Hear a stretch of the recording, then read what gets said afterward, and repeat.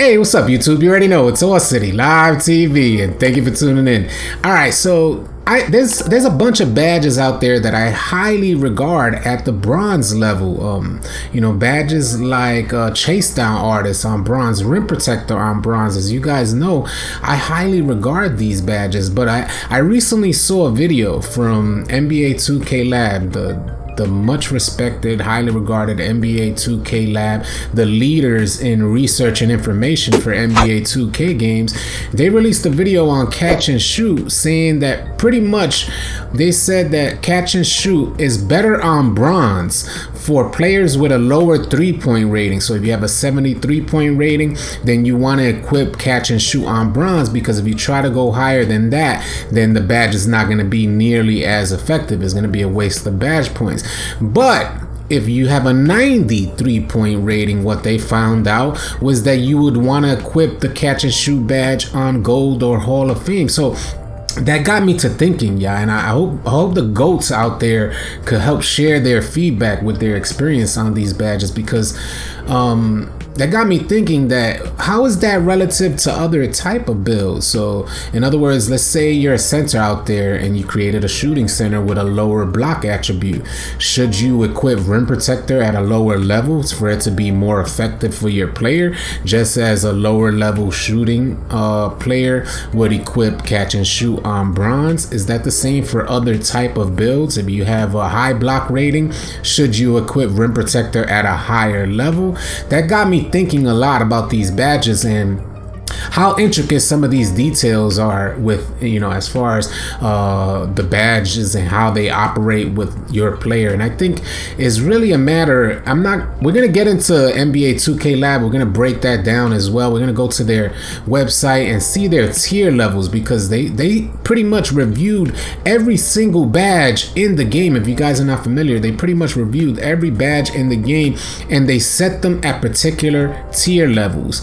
And I want to review that with you guys and get your feedback on that, because I disagree with some of their tier levels, and some of their tier levels are completely aligned with information that I've put out in the past about these badges. So I kind of want to go in there and say, hopefully we get the feedback from the community saying, hold on a second, hey, this is not right, or that's perfectly set up, that's exactly how I have it set up, things like that, so we can create some dialogue about these badges and help share information about what's going on out there. After this last clip right here, I do the little step back, boom, and green there. I'm pretty sure that's the last clip. We're gonna go into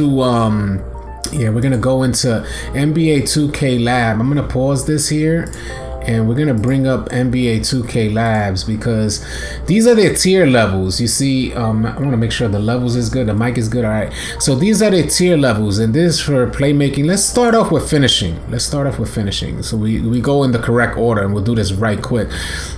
So I just did a video about badges, and I had Contact Finisher and also Fancy Footwork as the only two finishing badges that I will not ever adjust. So that is relative and is aligned with my thoughts on finishing badges.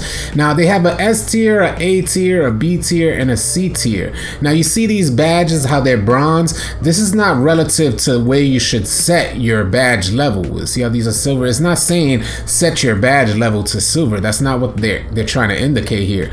What they're indicating is they just made a color match to the tier. So they have 4 tiers, and there's bronze, silver, gold, and Hall of Fame. So whatever badge is on the S tier, they set that the Hall of Fame color. So it's not relative to your badge. The badge level, you should set your badge here, but the S tier is just more relative to, it's 2K Labs trying to tell you these are the more effective badges. A tier is effective, is good. You wanna equip A tier and S tier badges is basically what NBA 2K Lab is trying to tell you guys. B tier is kind of iffy, and C tier badges are not that good in NBA 2K20. So just to give you guys an idea of what's going on at NBA 2K Labs, and we could just quickly review. I'm going to go through finishing first. Quickly review. Contact Finisher, Fancy Footwork, S tier. I totally agree. Acrobat, Giant Slayer, and Pro Touch. I got Pro Touch equipped right now. I have a two-way slashing playmaker. Please share your feedback with us, man, because I'm sure you guys are out there and having your own experience. If you see something different, share your feedback. Put it in the comment section saying, nah, I don't like that, or yeah, that's perfect. Let us know, man, because, you know, sharing information is where it's at. So the A tier badges for finishing: Acrobat, Giant Slayer, Pro Touch.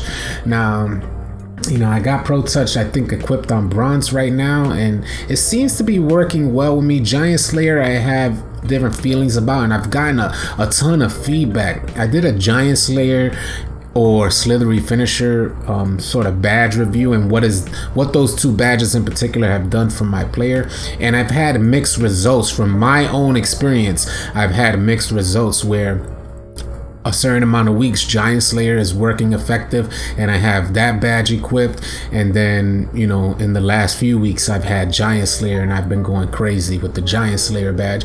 So let us know what you think about those badges, please, in the comment section below. Share your feedback, share your thoughts. If you feel the badges are goated, let us know. But what they have in the B tier: Back Down Punisher, Consistent Finisher. You know, I have Consistent Finisher equipped on bronze right now, and I don't think I would go above it. And they have it as a B tier badge, so it is a iffy sort of badge. I think their research found out the same thing and is completely aligned with, you know, my gameplay and, you know, the things that I've experienced using badges like Consistent Finisher. Fast Break Finisher, not a highly effective badge. Lob City Passer, I feel the same way.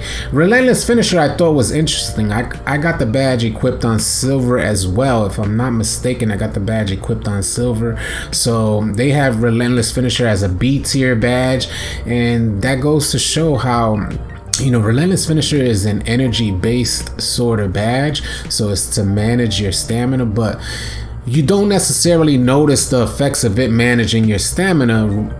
More so, you see the differences in how animations get triggered. So that's something to keep in mind. If you want to trigger animations more often, even if you have low stamina, then Relentless Finisher is something to consider. They got Slithery Finisher as a B tier badge, one step above the worst badges in NBA 2K20 for finishing. So that's definitely something that you guys may want to consider. Is that type of rating aligned with your experience playing the game? As of right now, I have Slithery Finisher equipped on gold, so this doesn't necessarily align with my gameplay. I wouldn't set this as a B tier badge. I would probably set it as an A tier badge, or even a S tier badge, because as of right now, I love what the Slithery Finisher animations are giving me. Putback Boss and Drop Stepper, I feel the same way. B tier badges. Cross Key Scorer, Deep Hooks, Pick and Roller, Showtime.